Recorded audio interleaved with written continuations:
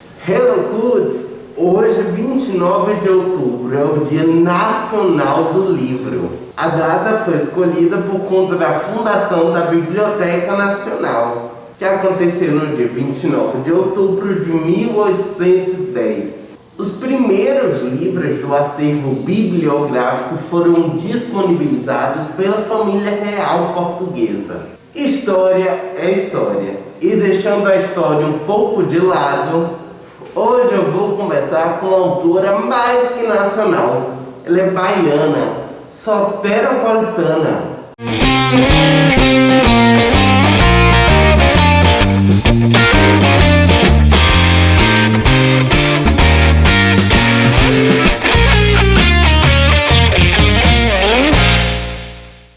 Ela tem 31 anos, cresceu em meio aos livros e desde criança tem o hábito de ler. Imaginar e escrever histórias era apenas um hábito de se descontrair. Trabalhou como mediadora de leituras em bibliotecas comunitárias daqui de Salvador. Em 2019, se formou como jornalista e foi quando se descobriu escritora. No mesmo ano, criou o perfil @soteroleitora, um Instagram literário onde compartilha suas aventuras com os livros. Ana Paula Bispo, bem-vinda! Obrigada, Jade. Eu que agradeço o seu convite. É um prazer estar aqui conversando com você. É uma delícia te receber aqui no Cultureiros. Igualmente. Ana Paula é autora do livro Amarelo Violeta, que conta a história de Violeta, que é órfã, e tem uma aproximação com Arthur, que é o par romântico. Eles descobrem que o passado os une em um dado momento. Não é isso mesmo? Isso mesmo. E é que o livro físico. Amarelo Violeta, ele tá em e-book no site da Amazon, né? Vocês podem adquirir lá na Amazon e-book, ou se você prefere livro físico, ter aquele contato, né, com o livro, ele está disponível à venda diretamente comigo, lá no meu perfil, @AnaPaulaBispoAutora. Como eu sou autora independente, vocês conseguem comprar o livro diretamente comigo, tá? Então, Amarelo Violeta, é só falar comigo lá no direct, no @AnaPaulaBispoAutora, para vocês poderem adquirir. O livro, ele vai com alguns brindes e também vai autografado com uma dedicatória especial para cada leitor. Oh, que linda! No livro você aborda temas importantes como o racismo, desigualdade social e assédio. Como é escrever sobre temas tão importantes sem cair no clichê? É difícil. Precisa de muita pesquisa sobre todos os temas, inclusive o racismo, né? Porque é um tema que eu tenho lugar de fala, né? Justamente pela minha cor. Então, é um tema que mesmo tendo lugar de fala, eu precisei ter muita pesquisa, conversar com outras pessoas, buscar também sites oficiais, pessoas que trazem esse tema, para poder me aprofundar muito mais e conseguir trazer de uma forma leve, porque, como você falou, né, são temas mais sensíveis, mais pesados e que podem gerar algum tipo de gatilho para algumas pessoas, né? Então, o racismo, o abandono são temas que estão em alta, né, em discussão agora no Brasil, e que precisa se discutir sobre esses temas.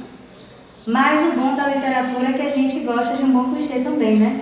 A gente gosta daquele romance gostosinho, daquelas amizades, que é uma coisa também que eu trago em Amarelo Violeta, é a amizade entre mulheres, né? A Violeta, ela tem uma amiga que é muito parceira dela durante a história, e as minhas leitoras elogiaram muito trazer essa questão da amizade, porque a gente também tem um certo preconceito, né?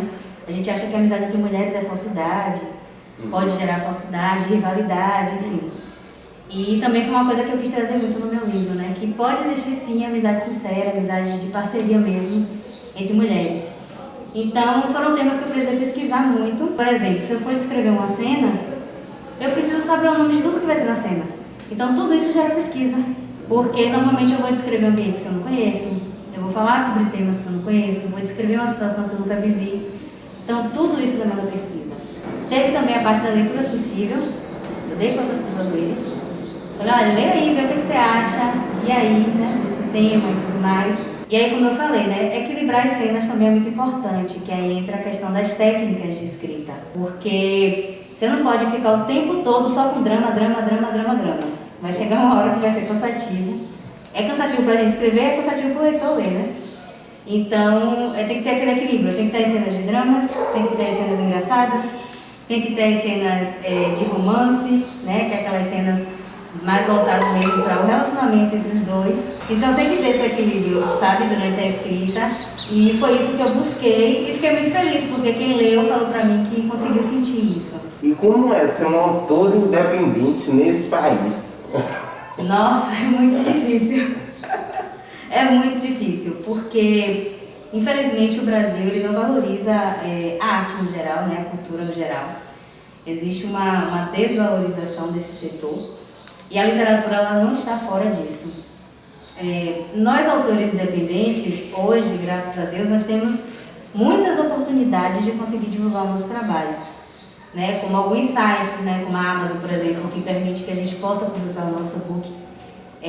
A gente mesmo, né, não precise de um intermediário, de uma editora. Então, eu posso hoje escrever meu livro, registrar ele e colocar lá na Amazon. Então, eu posso fazer esse processo de maneira independente. O livro físico ele é um pouco mais complexo, porque ele envolve vários profissionais na produção dele, né, ele dá um pouco mais de trabalho, ele demanda um recurso financeiro maior. Então, para publicar o livro físico é mais complicado. Por isso que, normalmente, o livro físico independente ele é mais caro do que um livro, por exemplo, por editora. E isso acaba sendo refletido no leitor, né? Nem sempre, a gente sabe como é a situação do nosso país, nem sempre as pessoas têm o valor para poder comprar o livro. Então, o e-book é uma alternativa para quem não tem esse valor para comprar o livro físico, tem a alternativa do e-book. E aí a pessoa pode ler no próprio celular. Mas assim, é muito difícil porque nem todas as editoras têm as portas abertas para quem está começando, justamente por uma questão de ainda não ter, né, aquele conhecimento no mercado e tudo mais. E as editoras, elas enxergam de uma forma comercial. Elas sabem que um autor ainda não muito conhecido não vai ter uma vendagem alta como um autor já, né, estabelecido aí no mercado. Porque o autor independente, ele não só escreve, ele faz a diagramação, muitas vezes ele faz a capa, muitas vezes ele faz o marketing, ele faz a publicidade, ele é que movimenta as redes sociais, né? Ele é que faz todo esse processo de venda, de entrega, distribuição do livro. Então, assim, o processo acaba sendo todo para o autor. Inclusive, o meu conto, Noite de Lua Cheia, que está disponível na Amazon também, e-book, foi eu que fiz a capa, foi eu que fiz a diagramação, a revisão. Tive a ajuda de algumas pessoas da família mesmo, a gente manda o pessoal da família, lê aí, tá bom, tem alguma coisa errada. Aquela revisão que a gente precisa fazer do texto, né, para ele ter uma qualidade também. Então ele está disponível na Amazon e-book.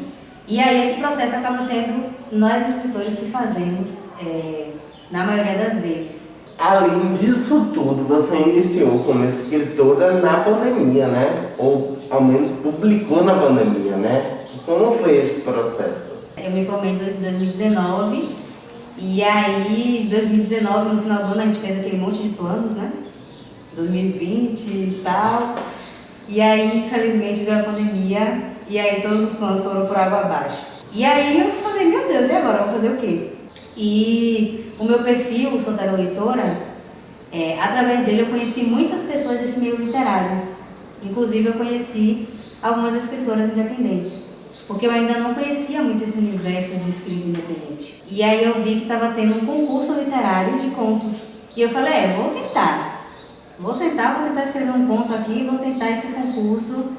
Mesmo que eu não ganhe, eu tentei. E aí eu fui, escrevi o conto Noite de Lua Cheia, precisava ser um conto inédito, né? Então, e eu falei, vou botar ele no papel. Botei no papel e mandei para o concurso literário. Só que aí eu gostei do negócio de escrever, eu falei, nossa, quero continuar, eu gostei. Porque foi um processo assim, como é que eu posso dizer? A escrita pra mim, ela não é um trabalho. Claro, eu enxergo como um trabalho hoje, né?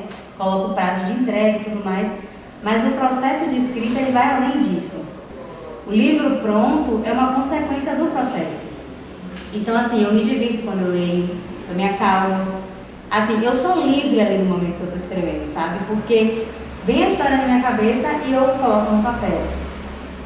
Então é muito gostoso esse processo. Eu falei, olha, eu gostei desse negócio.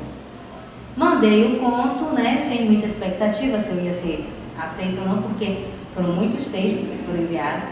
E como era o meu primeiro escrito, eu não tinha muita expectativa, sabe, de ficar em primeiro lugar, em segundo lugar, eu não tinha essa expectativa e realmente eu não fui selecionada, né? Fiquei bem atrás. Mas foi uma porta que se abriu para mim. Eu falei, olha, eu estou em casa, sem trabalhar, né? E sem saber o que ia acontecer, porque ninguém sabia o que ia acontecer, né? Uma pandemia, toda aquela coisa, aquela incerteza. E eu falei, vou começar a escrever. E aí eu tinha a história de Violeta já há um tempo na minha cabeça.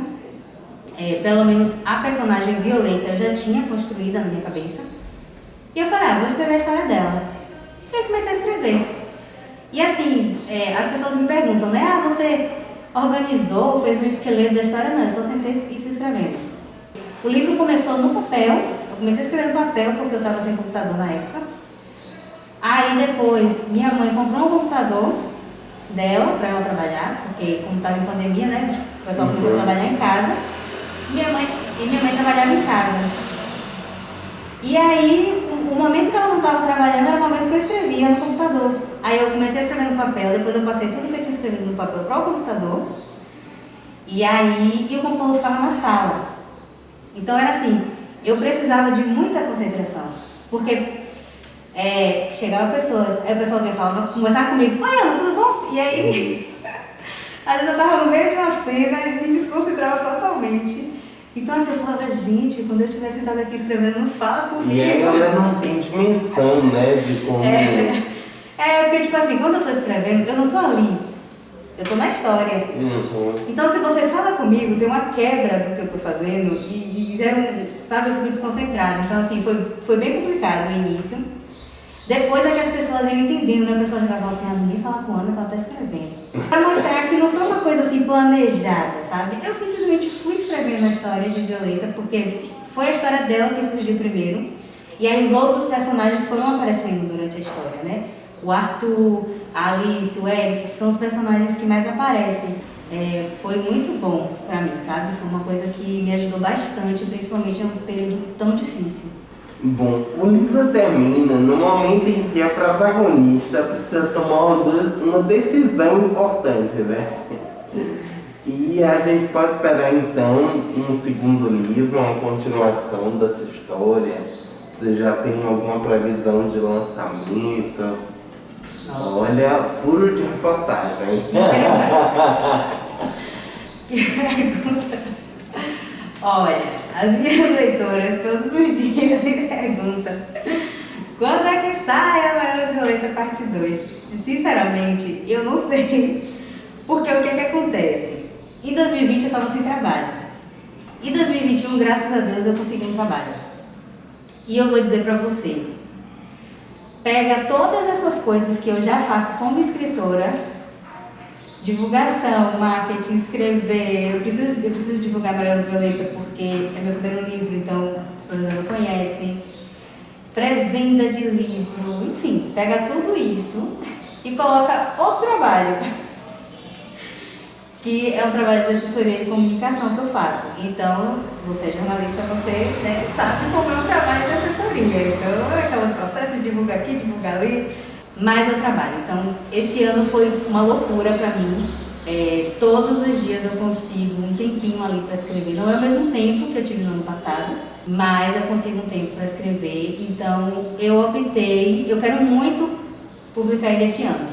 Muito, é uma coisa minha, assim, sabe? Eu quero muito. Mas eu ainda não tenho previsão porque, justamente por todo esse processo, o meu dia a dia é uma loucura. Então, eu não posso garantir que eu vou conseguir publicar. Porque, assim, publicar um livro seria muito bom se fosse só publicar. Eu publico. Ali foi.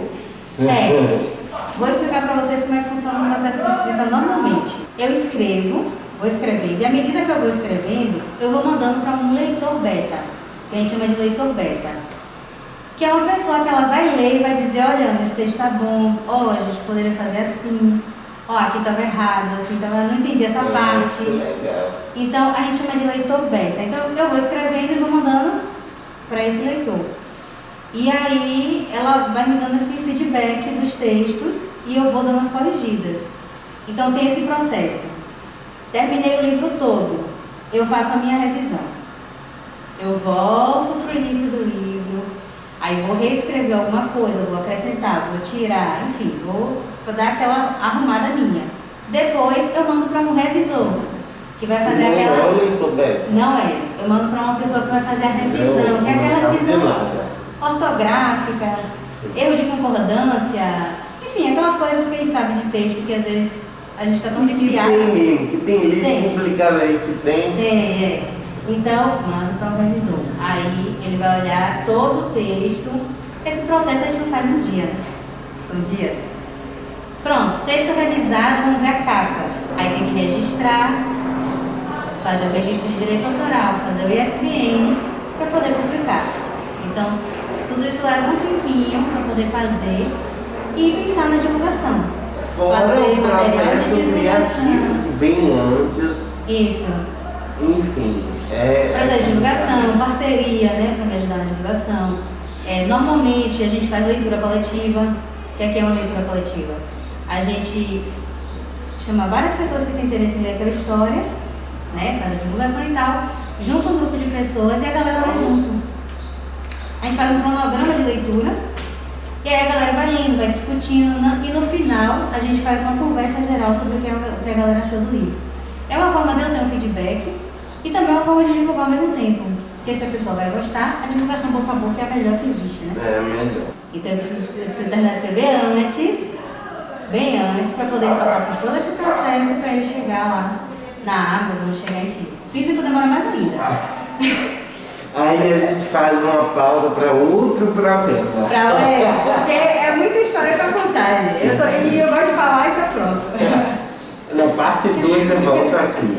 Ana, muito obrigada por ter aceito o convite, viu? Eu que agradeço, foi muito gostosa a conversa. E parabéns, né, pelo trabalho que você faz também, que é um trabalho muito bonito, eu também acompanho. E é um trabalho maravilhoso e parabéns, obrigada pelo convite. Obrigado. A gente trabalhou junto na rádio já. Foi verdade. E que maravilha. Quanto a você, se inscreve, comenta, curte, ativa o sininho da notificação, ajuda no engajamento, porque jornalismo independente é difícil, escritor independente também é complicado e você tem esse poder de ajudar a gente, viu? Tá aqui todo dia trabalhando, pensando em algo bom para vocês.